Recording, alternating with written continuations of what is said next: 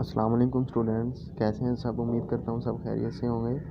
तो आज का जो हमारा पहला टॉपिक है वो हमारा टॉपिक है चार्जेस के मतलब, यानी कि चार्जेस क्या होते हैं और दूसरे नंबर पे चार्जेस के पार्टिकल पे चार्ज होता है, positive charge mean negative charge या न्यूट्रल, वो क्या होता है। तो इसको स्टडी करने के लिए हम सबसे पहले इलेक्ट्रिक चार्ज को स्टडी करेंगे। What is an electric charge? Electric charge is an intrinsic property of the particle which exists in the particle naturally।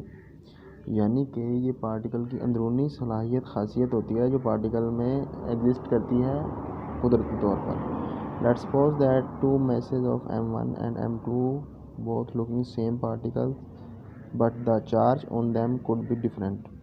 ये हमारे पास m1 है, ये m2 है, दोनों हमारे पास डिफरेंट पार्टिकल्स हैं, लेकिन इन पर जो चार्ज होगा वो हो सकता है डिफरेंट हो। There could be two possibilities, यानी कि यहाँ हमारे पास दो पॉसिबिलिटीज़ हो सकती हैं। नंबर वन सेम चार्ज, यानी कि दोनों पर सेम चार्ज हो, and number two and different charge, दोनों पार्टिकल्स पे डिफरेंट चार्ज हो। तो अब हमने ये स्टडी करना है कि अगर सेम चार्ज होगा तो इन क्या कैसे बिहेव करेंगे, और अगर डिफरेंट चार्ज होगा तो ये कैसा बिहेव करेंगे। तो इसके लिए हमें स्टडी करने के लिए so no we have to study that how they will react in upper given conditions, यानी कि जो ऊपर कंडीशंस बयान की गई हैं इनमें वो कैसा बिहेव करेंगे। फॉर दिस वी नीड, इसके लिए हमें जो ज़रूरत होती है वो हमें होती है कॉलम लॉ की। कॉलम लॉ हमें ये बताता है चार्जेस के अबाउट, के चार्जेस की प्रॉपर्टीज़ के अबाउट, चार्जेस के इलेक्ट्रोस्टैटिक फोर्स के अबाउट को एक्सप्लेन करने के लिए हम कॉलम लॉ पढ़ते हैं। ठीक है, कॉलम लॉ क्या है? If two charge particles brought near each other so they will exert a force on each other. यानी कि कॉलम लॉ में ये बताता है कि अगर दो चार्ज पार्टिकल को हम एक दूसरे के करीब, एक दूसरे के से करीब लाकर, यानी कि उनके राब्ते में लाएंगे, तो वो एक दूसरे पर फोर्स एग्जर्ट करेंगे। तो हमने जैसा कि ऊपर पढ़ा था कि हमारे पास दो कंडीशंस थी, एक थी सेम चार्जेस और दूसरी थी डिफरेंट चार्जेस। सो पहले हम स्टडी करेंगे सेम चार्जेस को। Let's suppose that Q1 and Q2 are two charge particles and have the same charge, mean कि Q1 पे भी पॉजिटिव चार्ज है, Q2 पे भी पॉजिटिव चार्ज है, यानी कि दोनों पर सेम चार्ज है। So what will be possibility? तो यहाँ पर हम जब उनको करीब लेकर आए, यानी कि एक दूसरे से राब्ते में लेकर आए हैं, तो they will repel each other. Suppose that Q1 and Q2 both contain positive charge, यानी कि Q1 पे भी पॉजिटिव चार्ज है, Q2 पे भी पॉजिटिव चार्ज है। जब Q1 को Q2 के करीब लाया जाएगा, इनकी फोर्सेस जो है आपस में रिएक्ट करेंगी, तो क्योंकि इस पर भी पॉजिटिव चार्ज है, इस पर भी पॉजिटिव चार्ज है, तो ये दोनों पॉजिटिव चार्ज एक दूसरे को रिपेल करेंगे। When they brought near to each other, the electrostatic force will work and they will start to repel each other। तो यानी कि वो एक दूसरे को रिपेल करेंगे, यानी कि एक दूसरे से दूर उसे अट्रैक्शन होती है एक चार्ज को जब दूसरे चार्ज को अपनी तरफ खींचता है, और रिपेल होता है जब एक चार्ज दूसरे चार्ज को या कोई भी बॉडी दूसरी बॉडी को अपनी तरफ से दूर धकेलती है। तो जब दोनों पे सेम चार्ज होगा तो वो एक बॉडी दूसरी बॉडी को अपने से दूर धकेलेगी। तो अब बारी आ जाती है दूसरी कंडीशन की, जो कि थी different charges. In this case we suppose that both Q1 and Q2 contain different charges, यानी कि दोनों पर डिफरेंट चार्ज है।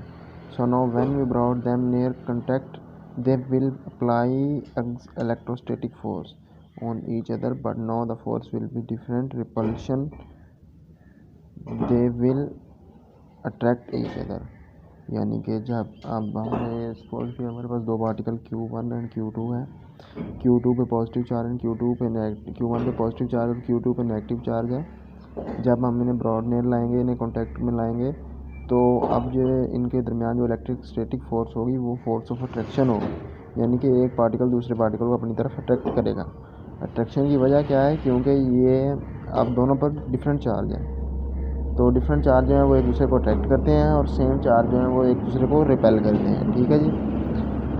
अब हम कॉलम लॉ की तरफ आते हैं। कॉलम लॉ में क्या इक्वेशन देता है? Column law given equation mathematically column law में क्या बताता है? कॉलम लॉ में ये बताता है कि इक्वेशन जो है ये हमें रिलेट करवाएगी कि किस तरह इलेक्ट्रोस्टैटिक फोर्स या फोर्स ऑफ अट्रैक्शन और फोर्स ऑफ रिपल्शन किस तरह ज़्यादा होगी और किस तरह कम होगी। Let's suppose that force is F, यानी कि F जो है वो फोर्स के लिए है। Charge particles are Q1 and Q2, Q1 और Q2 जो है वो हमारे पास चार्ज पार्टिकल हैं।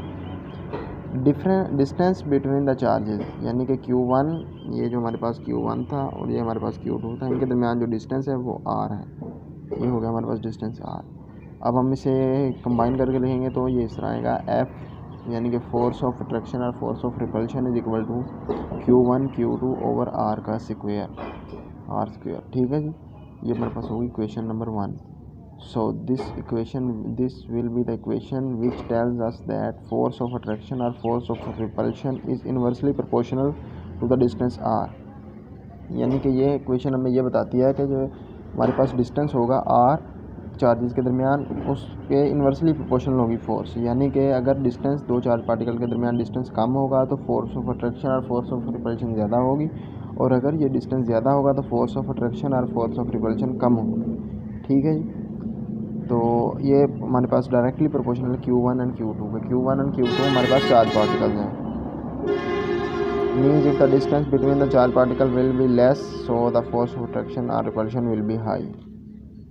तो ये था हमारा आज का एक छोटा सा टॉपिक। उम्मीद करता हूँ कि आपने इससे बेहतर सीखा होगा। तो अगर कोई कमी, कोई किसी चीज़ की आपको इस टॉपिक में समझ ना आई हो तो आप कमेंट बॉक्स में पूछ सकते हैं। जज़ाकल्लाह, अल्लाह हाफ़िज़।